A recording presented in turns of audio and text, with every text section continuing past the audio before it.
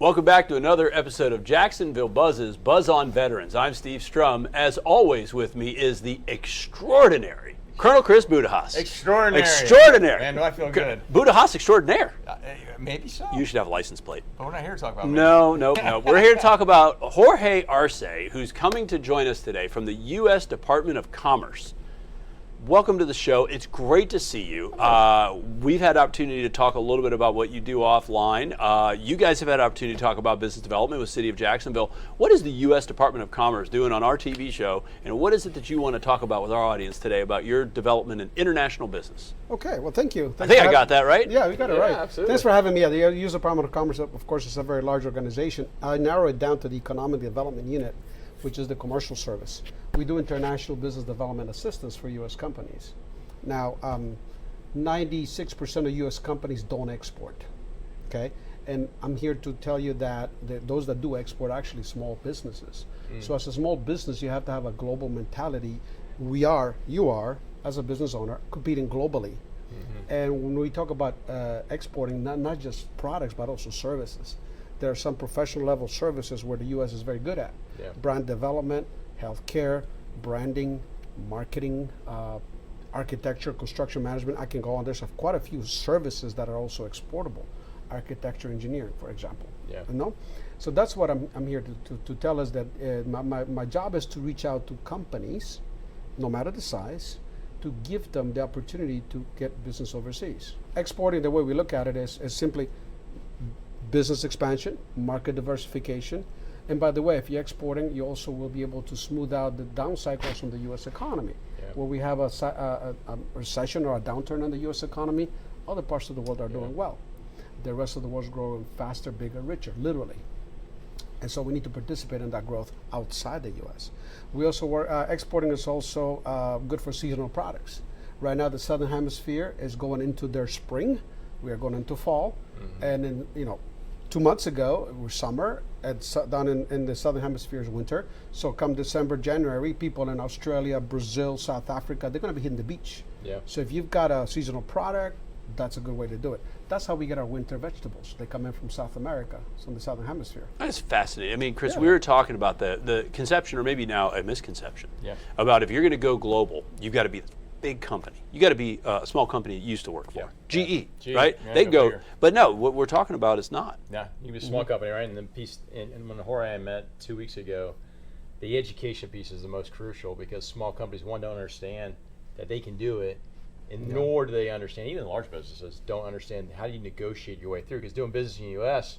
is not necessarily the same as doing in any other country per se. There's the local, the regional, as you said, earlier to me, tribal aspects of doing business, and almost 1,500 people overseas that are helping as employees of the Department of Commerce, helping you negotiate. Yes, there's a market here, because last thing you want to do is try to sell something nobody wants. Correct. So, and one thing you told me also when we met a couple weeks ago is 2 big questions you got to ask: how am I getting paid, and when am I getting paid? I'm glad that you remember. I drilled that into people. The first thing, doing business international is very different. It's very relationship based.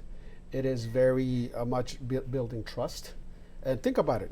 Flip it on the other side, to the other side. If somebody comes to you from another part of the world, and they want to sell you whatever, you're not going to just look at the proposal. You're going to find out, who are you? Where do you come from? Are you good for the contract? Are you good for the delivery? What happens if I need support, training, upgrades? You're going to ask all that. So that's what we Americans can sometimes forget.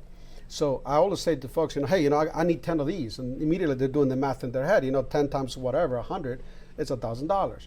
You can't do that. That's in the U.S. we do that because, of course, that's how we do it. But overseas, I'm glad you remember that. I always drill that to people. When you get a request for a quote or a price from overseas, you ask first, how are you going to pay me and when? And that's where U.S. companies fail a lot, because just even getting a wire transfer is going to cost you $40, $50, depending on your bank.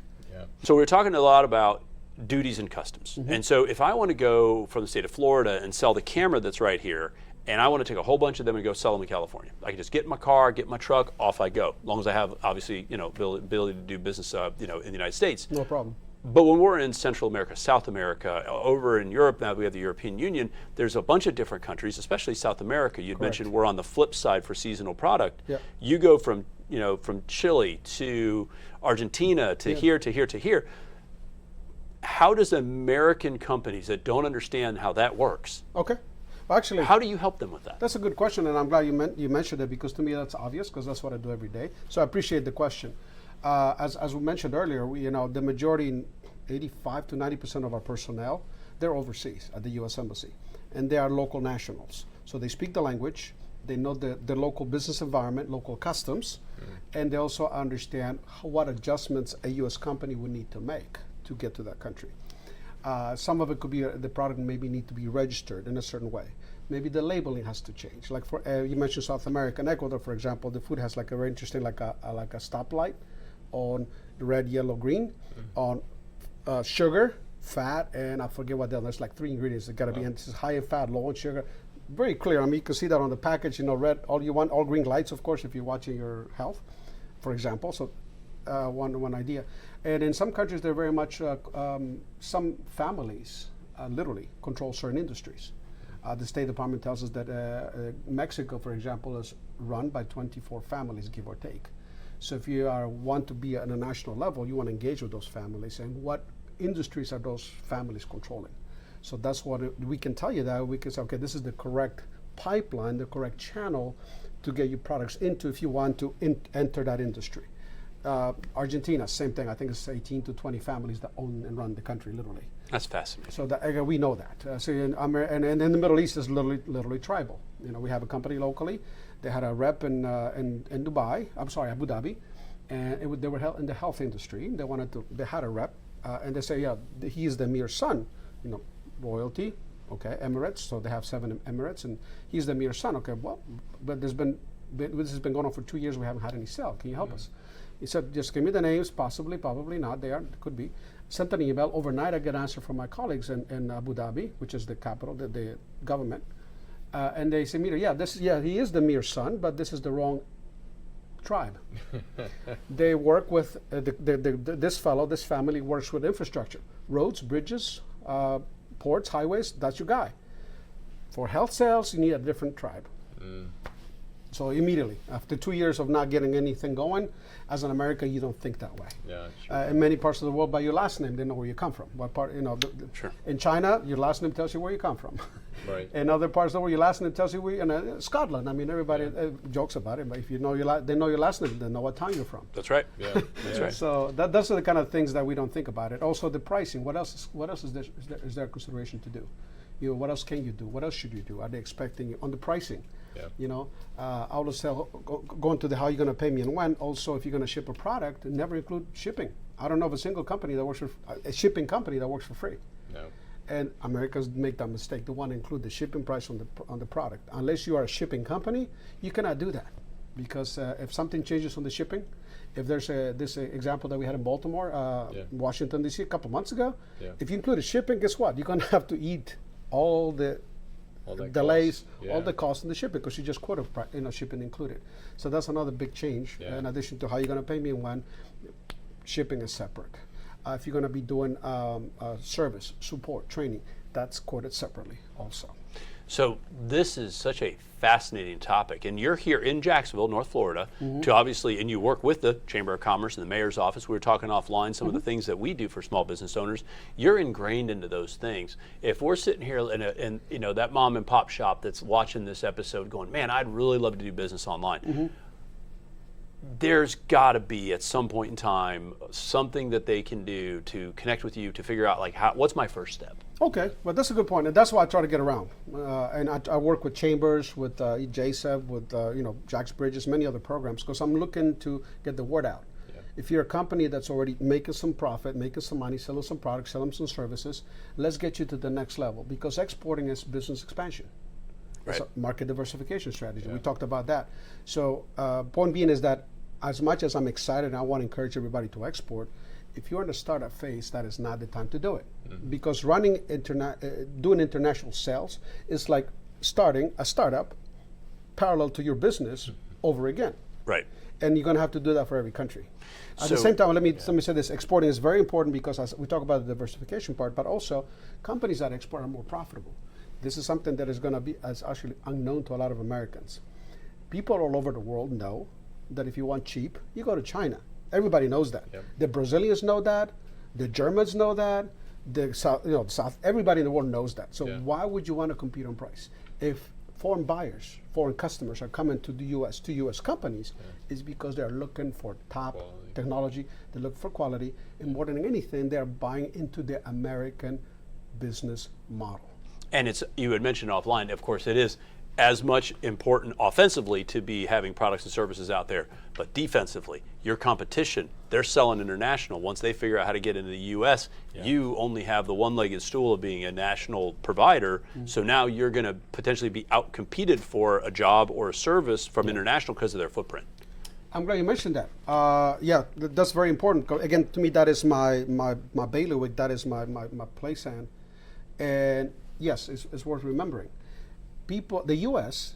is still the biggest, biggest, richest market in the world, still is. Sure. Though we are now 15% of the U.S., the global economy, I'm sorry. We used to be, after the collapse of the Soviet Union back in 1991, we were 36% of the global economy.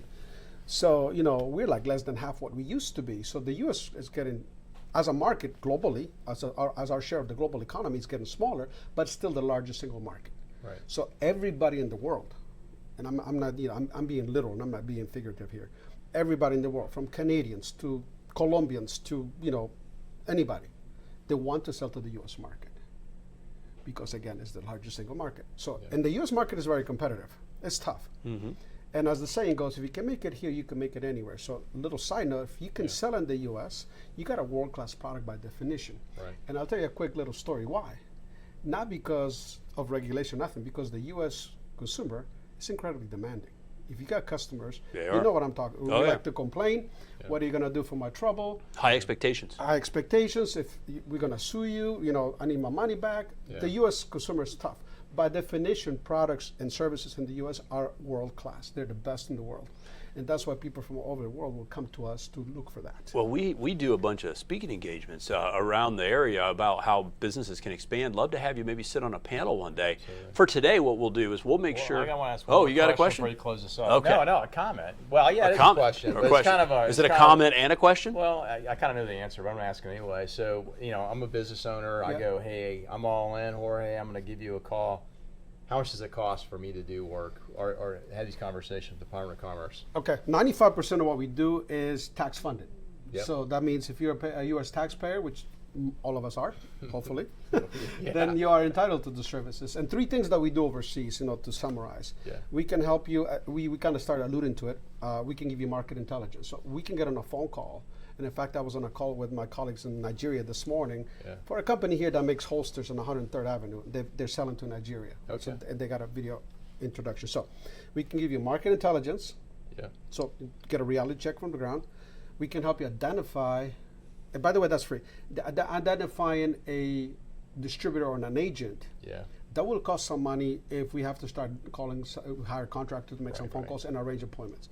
And we can help you do that. Third one, we can do background checks on foreign entities. That also costs some money because we're going to be looking at who somebody approaches you, hey, I want to be a distributor, or this is how you avoid scams. Yeah. And again, you get the famous, I looked them up, I couldn't find anything. Example I gave you before, but if you don't read Arabic or don't know where to search in Arabic, you're not going to find it. You're Googling in English. And also, how are you going to know where to look for registrations? Even foreigners don't know. If you come to the U.S., I cannot find this company registered in the U.S. What state are they in? What? No, they wouldn't know that. Would you even know where to look in Florida? Of course you do. You go to Sunbiz. Would a foreigner know that? No, they wouldn't. Yeah. So think about it the reverse. So those are the three things that we do overseas. It's huge, right? I mean, on the U.S. side, we do what we call export readiness. Just make sure you know.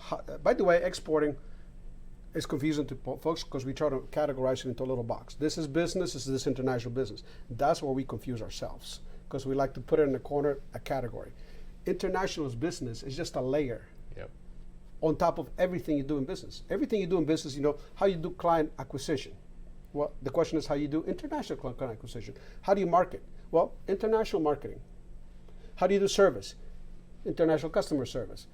You get the idea. And that's why we confuse ourselves. Because international is just the international layer of the whole business It's process. all cross-cut. Yeah. Did you get your question answered? I did. Okay, good. Yeah. Well, there's probably a million more questions. We could probably sit here for hours and talk about this stuff because it's just fascinating. For now, what we're going to do is we're going to put all the content that we had on our website on thedailynewsnetwork.com. And when we have one of our events, we got to have you in there because people are probably not knowing what they're not knowing, and they don't want to miss out on something that may put them at a competitive advantage or keep them from being at an international disadvantage. Probably the best way to say that. Huge. Sure. And it's such a cool interview. I almost forgot to say thank you to both you gentlemen for your service Thank to you, our sir. great country. I appreciate And then Colonel Chris, I can't do it without you, sir. brother. Yeah, thanks, Guys, man. Yeah. thanks so much for joining us again on the Jacksonville Buzz's Buzz on Veterans. If you like us, share us. Remember, live with gratitude.